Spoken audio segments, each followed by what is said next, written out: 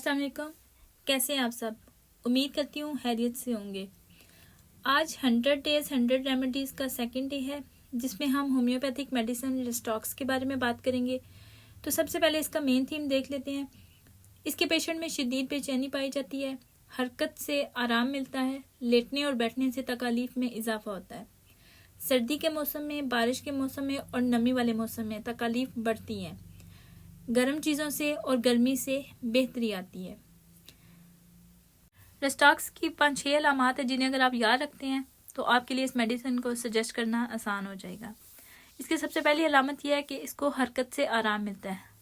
مریض حرکت میں رہتا ہے تو اسے سکون ملتا ہے، لیکن اگر وہ بیٹھا رہتا ہے یا لیٹتا ہے تو اس سے اس کی تکلیف بڑھ جاتی ہیں، اس لیے وہ لگاتار حرکت کرتا رہتا ہے۔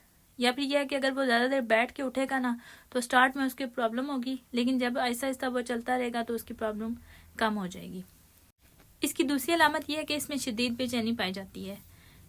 یہ مریض اتنا بے چین ہوتا ہے کہ وہ لگاتار حرکت کرتا رہتا ہے، کیونکہ حرکت کرنے سے اس کی تکلیف کم ہوتی ہے۔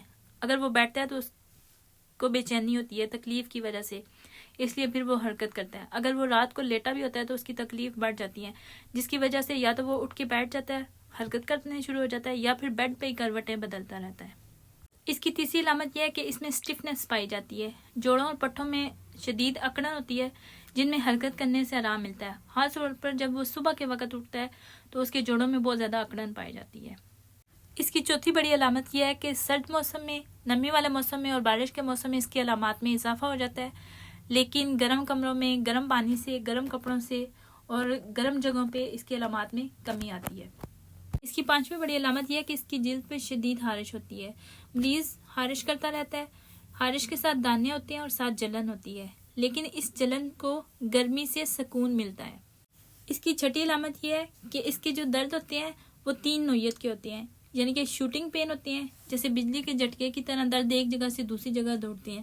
اس کے علاوہ سٹیچنگ پین ہوتے ہیں، چبھندار سوئی کی طرح کے چبھنے والے درد ہوتے ہیں، اور تیسرا ٹیئرنگ پین ہوتے ہیں، یعنی کہ چیرنے پھاڑنے والے درد ہوتے ہیں۔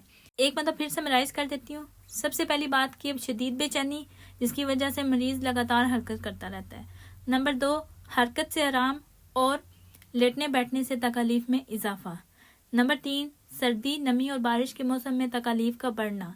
نمبر 4، گرمی، گرم پانی، گرم کپڑوں اور گرم جگہوں پر علامات میں کمی۔ نمبر 5، جوڑوں اور پٹھوں کی اکڑن، موچ یا بہت زیادہ محنت کے بعد درد۔ نمبر 6، درد کی نوعیت، چیرنے پھاڑنے والے، جھٹکوں والے اور سوئیوں کی طرح چبھنے والے۔ بس اتنی علامات کو یاد رکھ لیں تو آپ مریض کو ایزیلی یہ میڈیسن سجیسٹ کر پائیں گے۔ امید کرتی ہوں آپ کو سمجھ آ گئی ہوگی۔ دعاؤں میں یاد رکھیے گا۔ اللہ حافظ۔